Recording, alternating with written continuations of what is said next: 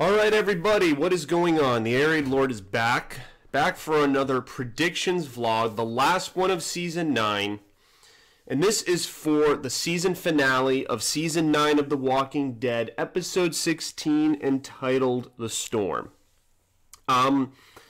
Let me just say that I'm very, very happy that we have this episode, because this episode, in my opinion, depending on what happens, and I'll look back and maybe have some perspective in my review vlog for the finale, this episode could have been potentially a season premiere for Season 10 if they made the Pikes episode, which was the one last week that was very traumatic, elicited a big reaction from me, all of that kind of stuff. They easily, if people who are quick to criticize Scott Gimple, he might have, if he were still showrunner, he might have set this up as the finale and just had people miserable for an entire summer, just like 3 years ago when Negan was introduced. He Lucille'd his victim and we had to wait an entire summer to figure out who it was. Probably the worst cliffhanger wait we've ever had on the show, ever. Worse than Terminus. At least Terminus was a cliffhanger, but there was no, in the middle of an action that was just cut short, and it felt really cheap. This big views trick, I don't know. I feel like it was not just Gimple, it was also AMC. They probably did it to pad the views and get lots of bombastic viewership off of that premiere, which they didn't even hit the Season 5. They were very close to breaking Season 5's record at 17 million-ish, almost 18 million, so... but that's neither here nor there. What we do have is an episode that deals with the aftermath of the Pikes. All of our characters dealing with the drama. And I'm going to go through some photos that were released. These are actually some really cool photos. And then there was some information that was announced in interviews with Angela Kang and some of the executives, Greg Nicotero, who were involved in these last few episodes. I will note, just before I get started, I realize some of you guys were very critical of my review of episode 15, where I talked about a few plot holes, things I didn't like. I did rip the episode a little bit. I gave it one of my lowest scores for an episode that was otherwise a very emotional, it punched you right in the emotions, right in the heart. And I do give the episode credit, but there were just some things that, I was wavering on. And, I didn't hate the episode as much as it may have seemed. I perhaps was a little frustrated that they killed a certain character off. I tried not to let that cloud my judgment. And just me breaking the scene down was really trying to give credit to a great scene that was adapted from the comics, trying to do it justice and go into more detail. So if any of you were wondering about that, I did see some comments from yesterday's vlog where people, the review for episode 15, people were a little critical, but just fine. Everyone's entitled to a different opinion. I try obviously not to let deaths and certain particular interests of mine in the characters, likability and all those things, factor into my review. But moving forward, it is what it is, and we're going to go into these images for episode 16. So, this is cool. This is cool, and I think this is a good way of turning the page on the previous episode. We get snow in this episode. So, this is something, and I've seen rumors about this, and I've seen discussion about this, that we would be getting snow in The Walking Dead. Because if you think about it, these characters live in Virginia. Now, I live personally, I live in the New England area. Okay, I'm not going to obviously tell you where, but I live in the New England area, and snow is something I deal with every winter. We're actually just getting out of a snow season, being late March, so thank God I don't have to deal with that anymore. But snow is something that if you lived, because remember, they're in Virginia, they're not in Georgia. They've been in Virginia since season 5 when they went there to find what the heck's his name? The kid who got bitten in the rotunda. I forget his name, but they were going there to find his family, and then they stumbled across Alexandria and stayed, and then you know the rest. So it would make sense that there'd be snow. And considering that 6 years have gone by in this show, you would have thought that they would have encountered snow somewhere, and they probably have. They just didn't show it on film. That they've dealt with snow somewhere in that 6-year period. So this first photo is of Daryl wearing this giant poncho. Obviously, I mean, he does the bare sleeveless jacket, so I don't really think that's going to work in the cold. So he has a big poncho on with his crossbow, looking pretty cool. This next photo, now this is interesting because I know the show, and I've always praised the show, no matter what season it is. I've always praised the show for this one thing. No matter what I disagree with the plot, who dies, what happens, if I don't agree with how an episode's going, certain characters aren't given enough attention, the zombies are always on point, okay? The walkers, the zombies, whatever you want to call them, they're always on point. Greg Nicotero, this is like a fetish of his. He loves to get into the makeup and just make new, gnarly, nasty zombies. And I just love it. I love that he's like a little kid with like he just got his magic set from his parents from Christmas, and he just pops it open, and he's throwing stuff everywhere, and he's like, ooh, I can use this marker and this thing, and this.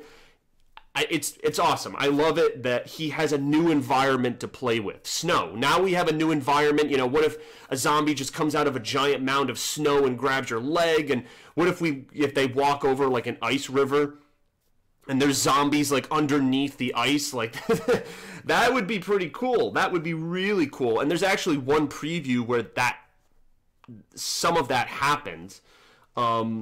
But this image right here, we've got, I mean, this guy looks like, like Jesus Claus over here. The one on the left, his mouth open, he's got the beard and hair. And then you got this other one, it looks like a woman who's just kind of moseying around with the snow and ice kind of trickling off their clothes here. So this looks like either before or after, like as the storm is accumulating or after it has passed. So not sure about that, but we'll have to check back in.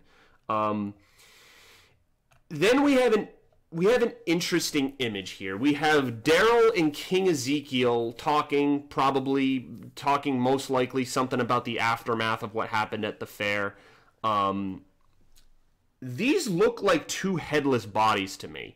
I don't know if they belong to Tara, Enid, Henry, or any of the other Pike victims, or maybe they're just zombies. Maybe they have them for disguises if they need to blend in amongst the whispers. Who knows? I don't know what this is. I'm trying to see. Maybe these are just zombies that they just killed. But the one that I can't tell from the photo, but it looks like the one that's near Ezekiel doesn't have a head. And if these are just zombies, okay, but why would you decapitate a zombie's head? It doesn't make much sense to me. The only people we know were recently decapitated were the ones that were on those pikes. So that's a question we're going to have to deal with in this episode. Are we going to see the bodies of the people that were piked? It's very morbid. I kind of just want to move on. I kind of just want them to say we took their heads off the pikes, which we know they did. Probably stabbed them and stopped them from being zombies anymore, killed them, and buried their bodies where the pikes were. I mean, the pikes, really, if you took another piece of wood, you could put it at a horizontal slant and turn it into a cross if you want to be Christian and say that it's a grave. It could be a grave site if you want that to be a grave site. You could do that. So, who knows? It's possible. But these two zombies kind of piqued my interest. So. And then we have Daryl, we have Alden, we have Aaron, we have Jerry, we have Michonne and Carol are behind Ezekiel. I know you can't really see them, but then you got Ezekiel right here. So the snow is definitely coming down. In the back, we have their caravan. This kind of reminds me, if you guys have played Red Dead 2, there's a sequence where in the beginning of the game, you're on horseback kind of troughing through the snow. This kind of reminds me of that. A sequence from Red Dead 2, which is kind of funny. But this is so weird because, look, all of our characters need to tighten up, bundle up. I'm not used to seeing them with such heavy attire on. This is kind of interesting here to see how they're going to have to deal with the elements. And Angela Kang said that the Whisperers as villains were very animalistic, naturistic villains. So, whether in the elements, battling them, relates to the villain that they're facing. So not only, the Whisperers are like a nature villain. So now they literally have to battle Mother Nature in the form of winter. Nice kind of comparison imagery. That's the theme of this season, it seems like. So that's kind of cool to see. Now we get to this photo. Oh boy, I was wondering, I was hoping, I was praying, I was like, is Negan done? The last scene that he had was with Michonne, where he kind of gives her some advice about how to deal with Judith, since he's been having a lot of secret one-on-one confrontations with her. And I was really like, are they going to show Negan again? Are they going to show him? Lo and behold, here he is. And it doesn't look like he is in jail, because if you could see, it looks like they're in a wood cabin, because you see there's a blanket over the window, there's a wood cabin, there's a shelving unit with a bunch of glass mugs and stuff, and then he's on his bed.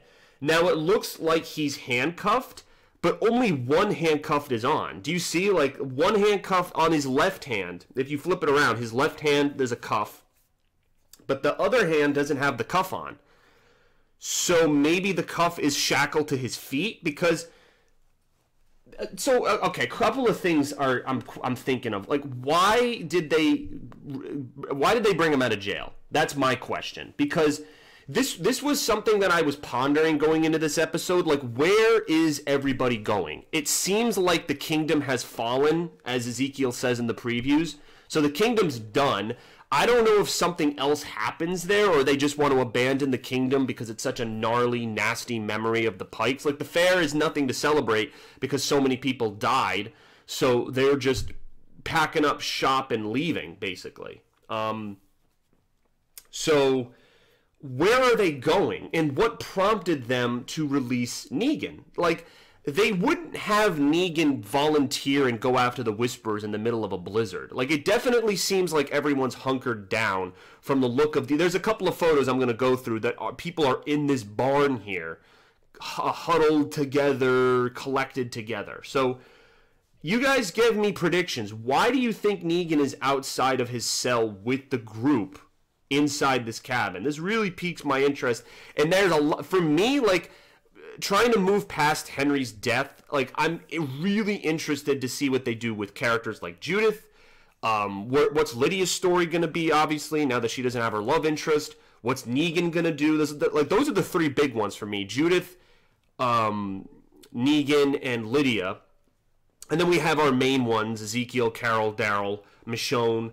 But I'm really interested to see where this goes, because Negan doesn't know anything about the Whisperers. He knows nothing about them.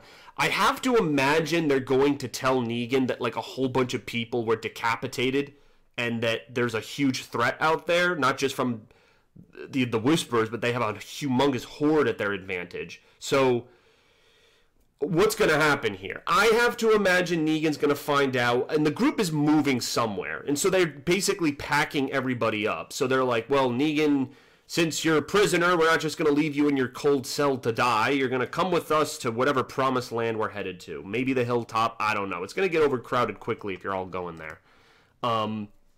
Yeah, because look at this photo right here. We have Father Gabriel, Sadiq, and Rosita all in the cabin. This looks like the same cabin that Negan's in the previous photo we just looked at. And I would bet money that all three of them are looking at Negan. Negan's maybe taunting them, trying to talk to some of them, maybe like, oh, you lost all those people, oh, that sucks. Like, basically trying to get under their nerves. And all of them are giving them maybe all three of these characters are giving Negan the stink eye right now. And that's what I'm thinking. Or maybe they're surprised that he's there. Maybe Michonne and Judith moved him with them, and they're like, what the hell is he doing here? He's captive. He's the ex-leader of the Saviors. Why is he here? So I'm thinking that's what this photo has to do with, okay? RJ. Holy crap, RJ. I've seen some dumb rumors that people think RJ was like a hoax, that he was like an illusion by Michonne, but we know that's not true because Judith has interacted with him. And now we have RJ in some winter attire.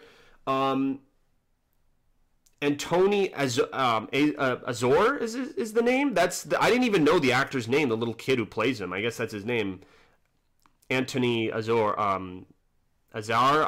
I'm sorry. I'm butchering his last name. I apologize, but I didn't. I didn't look up who the RJ actor was. He hasn't had any speaking scenes. Like, he's just kind of been there as the kid, as Michonne's kid. He's just been there as like a protective kind of figure. So.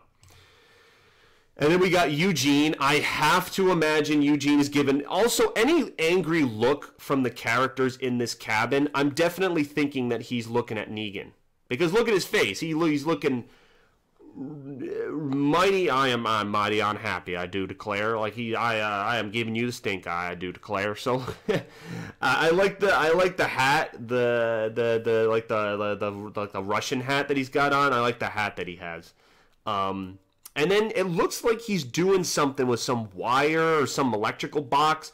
We do know, in the previous episode, and then even in the episode where they first encounter the Whisperers, he's been toying with this radio transmitter of some kind. It's going to come into play at some point.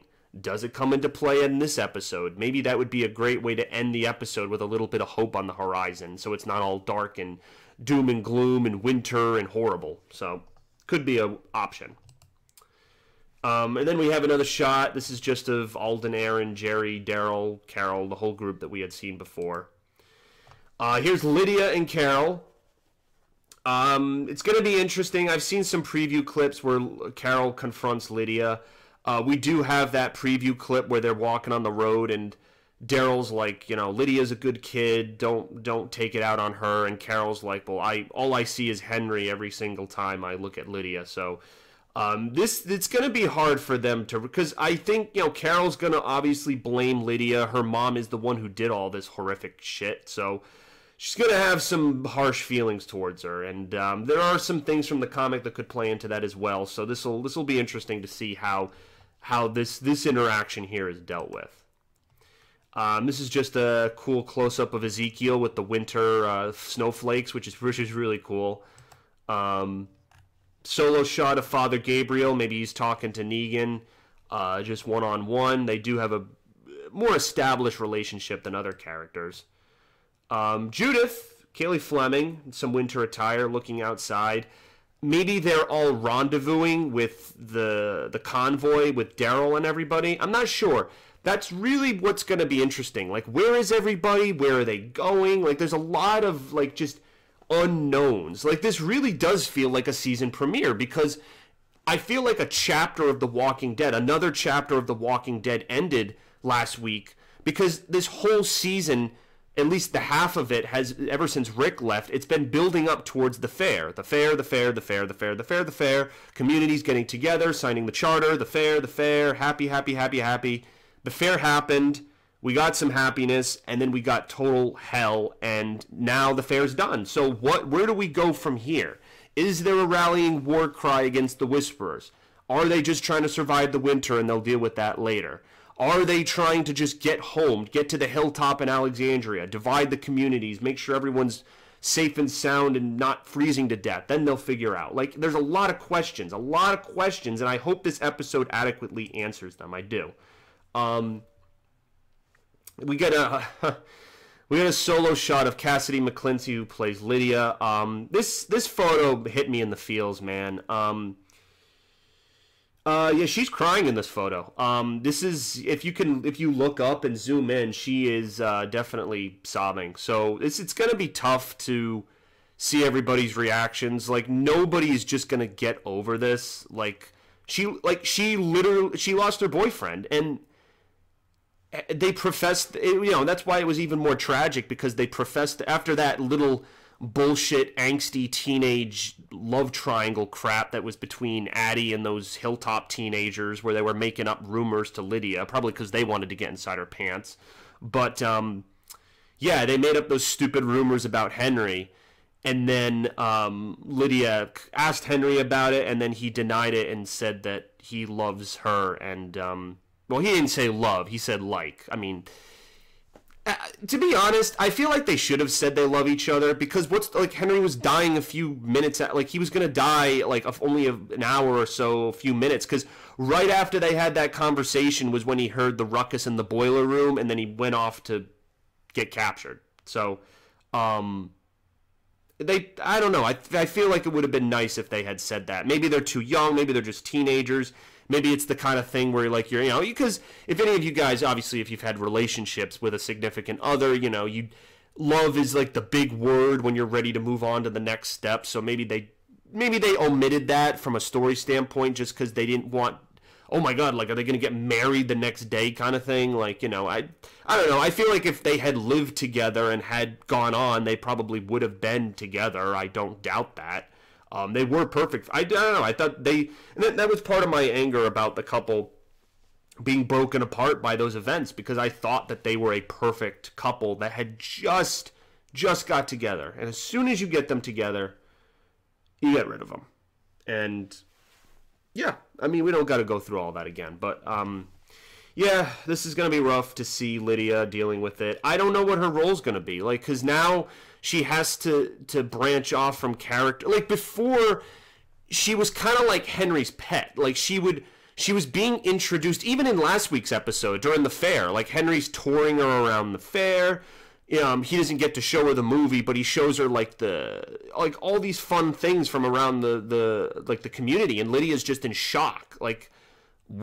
She's not really processing what civilization is, what this is, what's going on right now. People having fun. I'm used to people skinning zombies and murdering each other. This doesn't even register in my brain.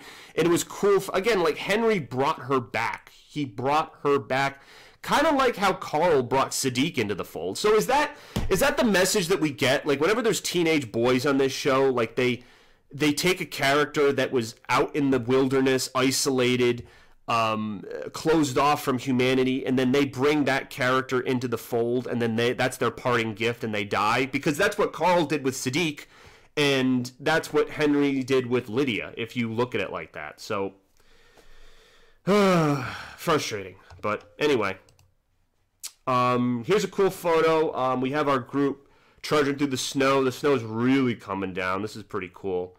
It's gonna be really cool to see winter in this show, man. It just changes it up.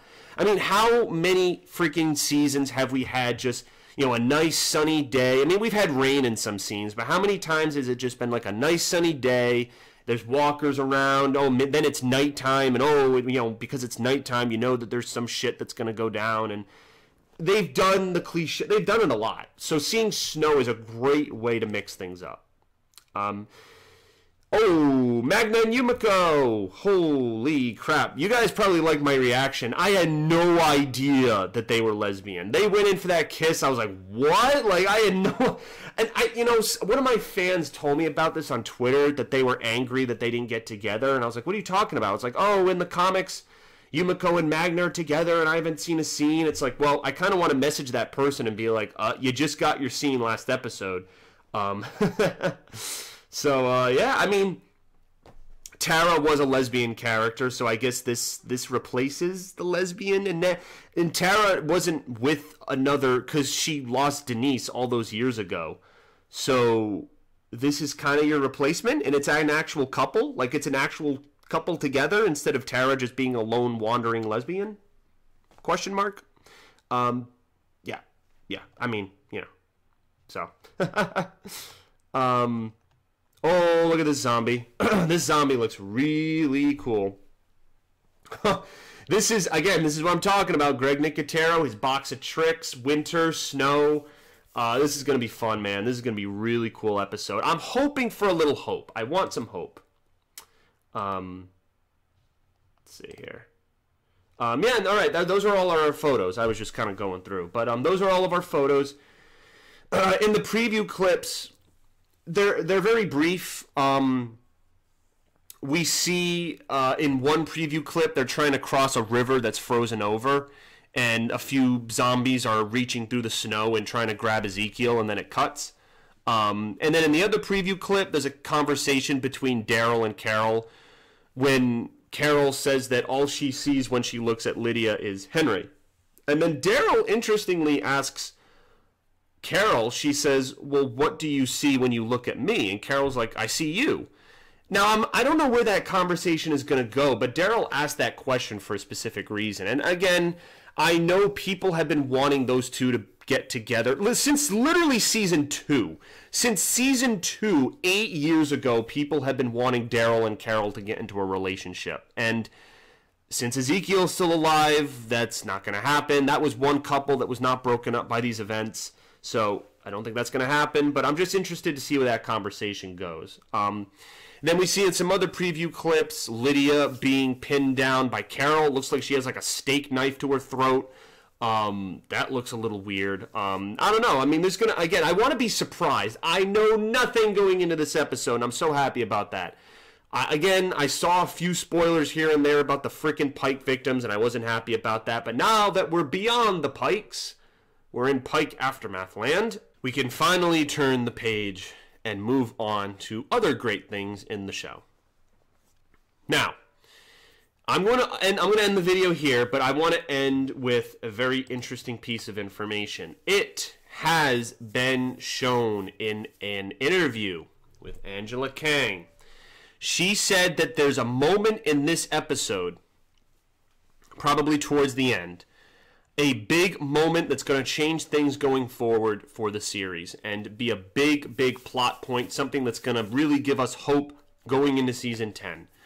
What could that be? What could that be? Is it Negan going to deal with the Whisperers? Is it they stumble and find another community? Everyone has a kumbaya fire all together in Alexandria or the hilltop? Like, what is it? Actually, I think I know. Well, actually, I'm not 100%, but I have a good inkling.